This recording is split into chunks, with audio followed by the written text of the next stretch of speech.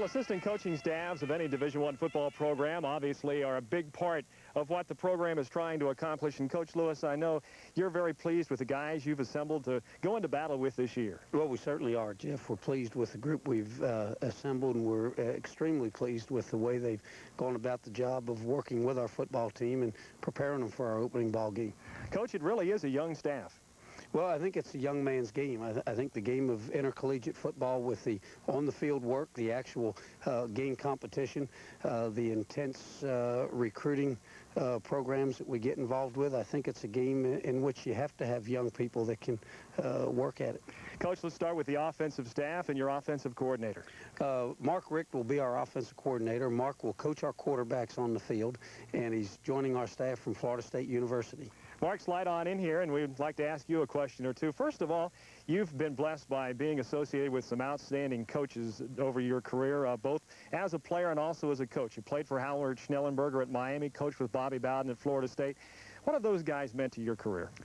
Well, they've helped me quite a bit. Another coach you didn't mention was Earl Morrill. He was a quarterback coach at Miami for 4 years, and he was also instrumental in, giving me some of the knowledge, that I've gained throughout the years. But the thing you find about the two programs, the Miami and the Florida State, Coach Schnellenberger was a very professional type, business-like man, and got a lot of things done successfully there. And then you had Coach Bowden, who would be a little bit more personable with the kids and still get a lot of great things done. So there's really two different philosophies on how to handle people, and but both of them were very successful. So I think I learned a few things from them. Mark, it's good to have you in Greenville. Thank you. Coach, your running backs coach. Our running back coach who will handle our fullbacks and tailbacks, Coach Steve Logan, who's joining us from Mississippi State University. Steve, of course, this year you've got some veteran guys to work with. I know the guy who's really looked good in preseason is Michael Redd. He seems to have really established himself at that fullback spot. Michael has done a good job. He's turned out to be our most complete football player in the backfield. I think he can block and catch and run. He really developed his hands really on an individual basis. He came out and made an effort individually to get that done, and he has turned into our most complete football player. That's the way I feel about it right now. Steve, nice to have you in Greenville. Thank you. Coach, let's move right along to your offensive line coach, and this guy doesn't really need a whole lot of introduction to Pirate fans. Right, I think he's someone who they all know and has done an outstanding job with our offensive line, Steve Shankwaller. Steve, of course, you've been here on the scene at East Carolina University. I guess you would be the guy to ask this question. How has practice differed from past years to this year with the new staff and the new things that have been put in? Well, I think, Jeff, I've been fortunate to work for, two head coaches that are just outstanding people. And like Mark mentioned, there are lots of different ways to get things done. The thing that I like about what we're doing, and I think our players have really responded well, is the consistent demand for excellence throughout the course of the day. It's not peaks and valleys. It's from period 1 to period 22. We're going to do things the right way, and I think that's what it takes to win at this level.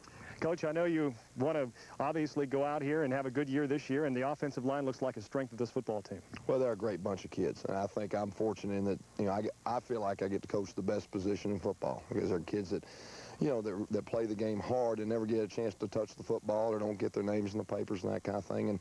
And I am fortunate, and we're fortunate that we have a group of seniors that have been through the war before, and we're counting on them for some great leadership. Okay, Steve, have a good year. Coach, as we move along to the receivers, obviously you're going to throw the ball a lot, and this guy is going to play a key role in how he coaches the receivers on this year's football team. He certainly will, and that'll be Coach Dale Steele, and he'll handle our split ends as well as our flankers. Dale, you'll have some veteran guys to work with this year. Bojack Davenport, Al Whiting, of course, Walter Wilson, the leading pass catcher from last year. A good group. It is a good group. They're a hard-working group, and they're working to improve with each and every practice and each and every day. They're a real good group to work with. Okay, Dale, nice to have you with ECU. And, Coach, that's the offensive staff.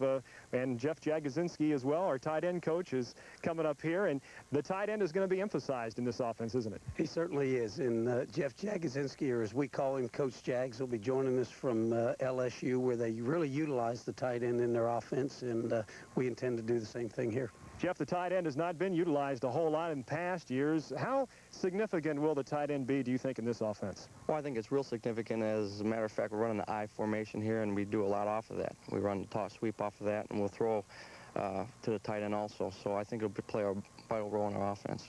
Okay, thanks a lot, Jeff. Now to the defensive side of the football coach, and Chuck Pagano is a young member of your staff who is going to coach the secondary. Chuck will be coaching our 4-deep secondary and will be joining us from Boise State University. Chuck, let's talk a little bit about when you came to East Carolina. You were approached, of course, by Coach Lewis to come to this staff and come to ECU. You were from the West.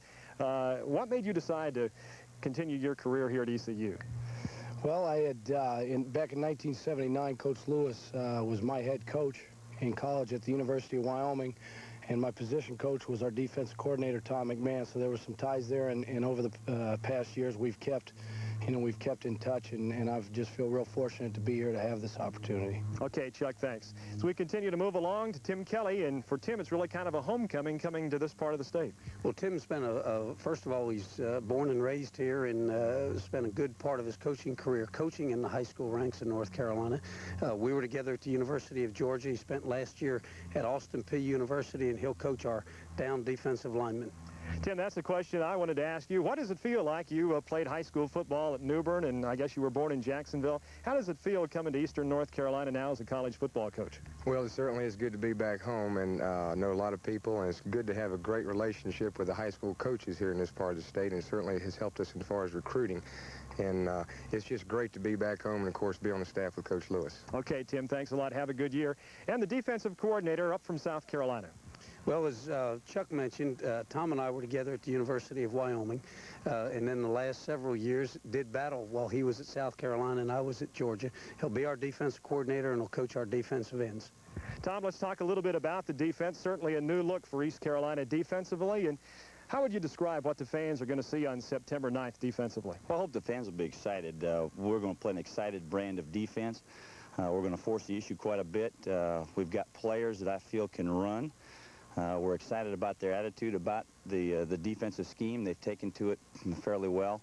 It's a type of scheme that's a big play defense for each one of the individual players.